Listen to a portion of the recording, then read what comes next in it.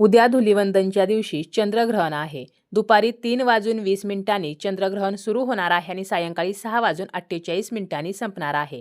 या ग्रहणाचे वेध हे सूर्योदयापासून ते सायंकाळी 6:48 पर्यंत असणार आहेत.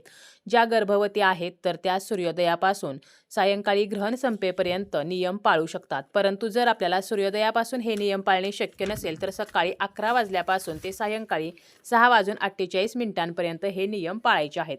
गरोदर महिलांनी काही खास काळजी ग्रहण काळामध्ये घ्यायची आहे.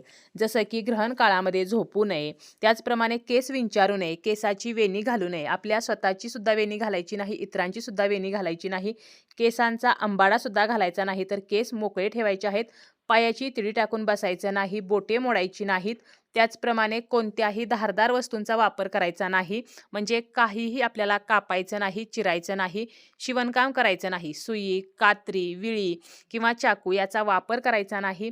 त्याचप्रमाणे काहीही भाजायचं नाही, टिकली लावायची नाही, डब्यांना झाकण लावायचं नाही. त्याचप्रमाणे तोंडामध्ये थुंकी धरायची नाही किंवा आपण थुंकायचं सुद्धा नाही. भिंतींना खिळे ठोकायचे नाहीत. तसेच कागद फाडायचे नाहीत, कपडे धुवायचे नाहीत, कपडे पिळायचे नाहीत. कोणत्याही वस्तूची आपल्याला घडी घालायची नाही. पुस्तक आपण जर वाचणार असू तर पुस्तकाची पाने उलटायची नाहीत, इतर कोणाला तरी पाने उलटायला सांगायचं आहे. त्याचप्रमाणे पुस्तक जे आहे तर ते उलटं ठेवायचं नाही किंवा फोल्डसुद्धा करायचं नाही.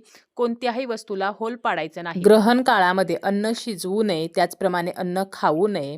घरामध्ये जे अन्न आहे, पाणी आहे, त्यामध्ये तुळशीची पाने टाकायची आहेत.